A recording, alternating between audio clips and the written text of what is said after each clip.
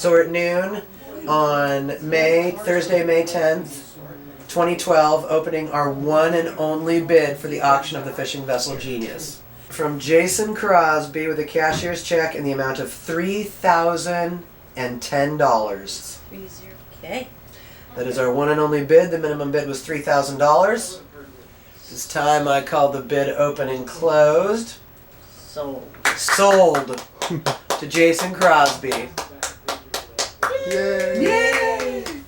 That's exciting. That is very exciting. I am so happy. And there's a lot of people around here that are very happy to see that you guys are getting the boat. Seriously, Jason. So my grandpa built the Sonia and the Genius. And he died in the 30s. So, and when my dad was 5, so I think he died in the 30s at 42 years old.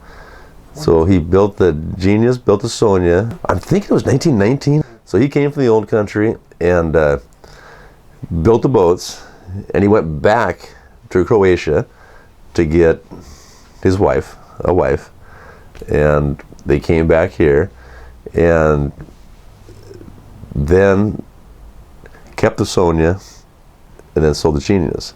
But you know, with the Genius being here with Gerald Crosby, my dad and Gerald Crosby. Gerald Crosby was older than my dad, so when my grandfather passed away, which was closer to Gerald kind of took care of my dad. So he was like, you know, a mentor, whatever.